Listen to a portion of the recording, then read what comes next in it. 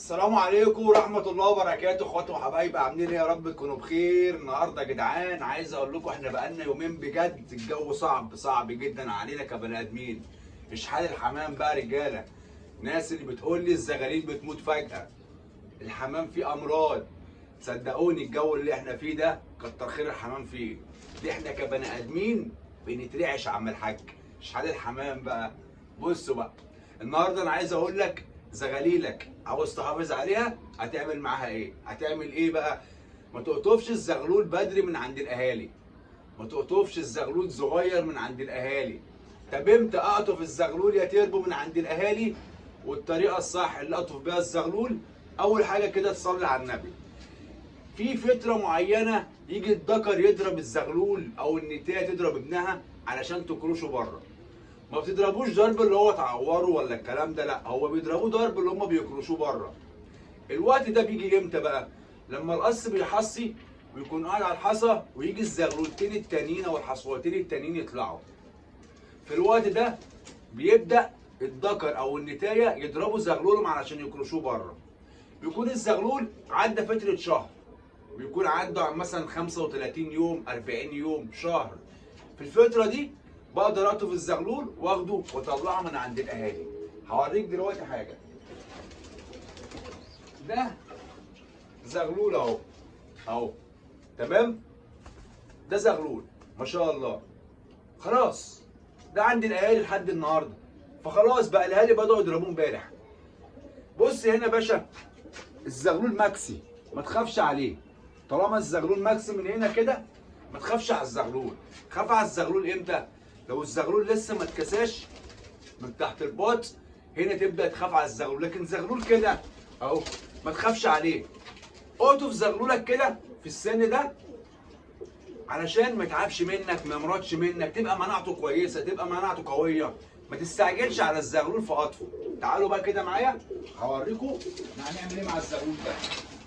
تعالوا بصوا، انا عندي هنا الزغلول ده اهو، احطه معاه اهو. بصوا هنا الزغلول يا جماعه قد ايه، انا لسه قاطفه قدام منكم دلوقتي حالا. تعالوا بقى نروح للقص اللي كان عنده الزغلول اهو، النتايه البيضه اهي والذكر المفصص ده اهو. ثواني بس افتح لكم كده النور. بصوا يا جماعه، ادي النتايه وادي الذكر، تمام؟ هما تحت منهم حصويتين، تمام؟ هنبص بقى احنا كده على الحصويتين اللي تحت منهم. بصوا الاتنين فتحوا اهو. يبدا بقى الذكر هنا والنتايه يضربوا الزغلول اللي معاهم اللي هو ابنهم. لازم في المرحله دي تقطفه.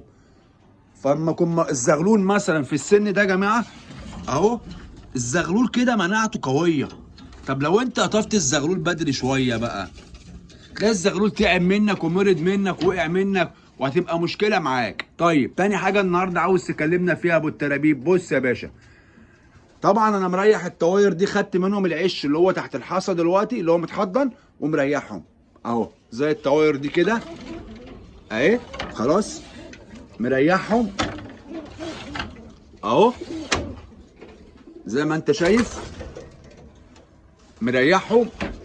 دي كلها طواير. بص كل انتايه بباب.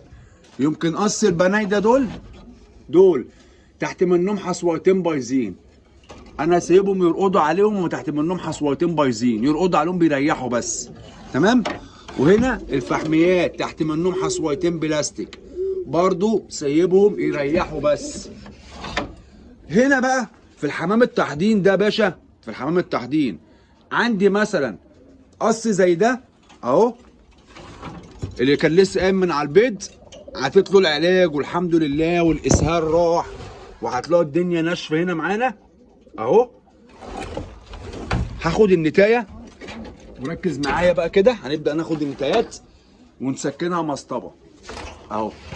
الطواير الحضان، النتايه اللي تخلص هسكنها مسطبه، النتايه اللي تخلص هسكنها مسطبه. ليه؟ لان انا مش هفرغ دلوقتي. هتفرغ امتى يا ابو الترابيب؟ هفرغ اخر 2 اول 3. اخد عش اخر 2 كده، ممكن الاقي او واخد لي عش تاني، هو ده اللي انا هنش منه، تمام؟ طبعا هنا كان عندنا حصويتين كنت انا مصور فيديو شورتس، في واحده اتكبست يا جماعه والتانيه طلعت هنا بتاعت اللبلق الاسود اهي. بصوا هم قاعدين عليه اهو ما شاء الله اهو. لحقنا واحد والتاني ما ملناش نصيب فيه.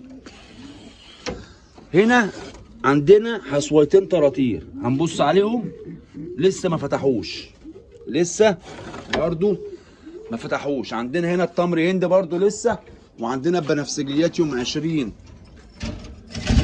هنشوفوهم لسه ما فتحوش. هو يعتبر اللي فتح بتاع يوم 18 اهو، يوم 18 اللي فتحوا، يبقى احنا كده 15 فتح و18 فتح، يبقى لسه مستنين 20 ومستنين هنا 25 و28 ومستنين هنا 24.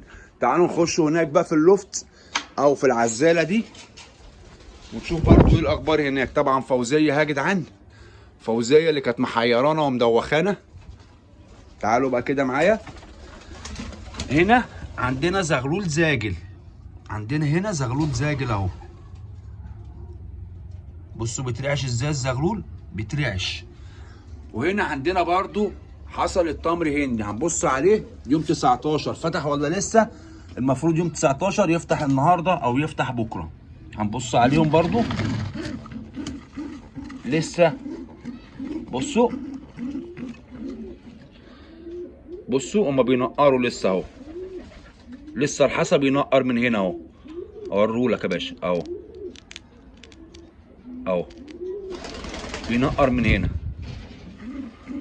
هنحطه برضو الحصى زي ما هو كده مكانه. وادي اليمامه اهي، فوزيه مش عارف متعلقه على كتفي ليه. انزلي بقى انزلي. تعالوا بقى مع بعضينا نطلع على فين يا جدعان؟ ناخد كوبايه القهوه بتاعتنا الحلوه ونطلع على اللوفت فوق. يلا بينا. ودينا داخلين على اللوفت يا رجاله، نطمن على الرجاله بتاعتنا اهو. طبعا هنكلفهم دلوقتي عشان انا مش هطيرهم عشان ميعاد النش فوق حاليا. نبص بس على الدنيا هنا اهو، ربنا كرمنا. هنا في زغلول بنيدي، بصوا عامل ازاي يا جدعان، قد اللعبه يا جدعان ما شاء الله. بصوا قد اللعبه اهو، ده زغلول بنيدي. عندنا هنا برضو ربنا كرمنا بزغلول طرطور تاني اهو، ده زغلول طرطور ما شاء الله.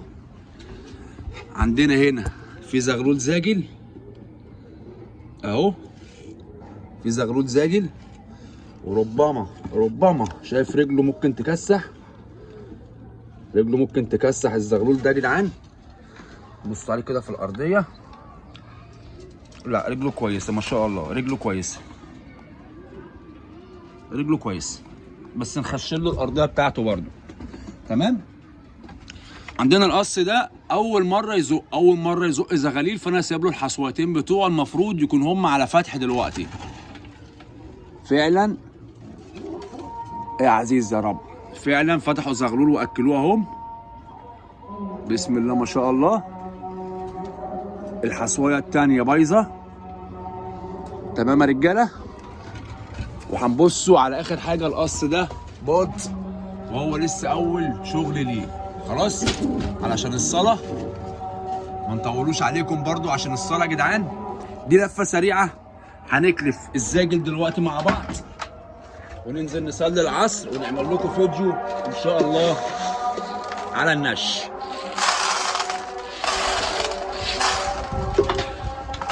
يلا هينزلوا الزاجل ياكلوا اهو بسم الله ما شاء الله. اشوفكم على خير فيديو جديد اخواتي وحبايبي. السلام عليكم ورحمه الله وبركاته.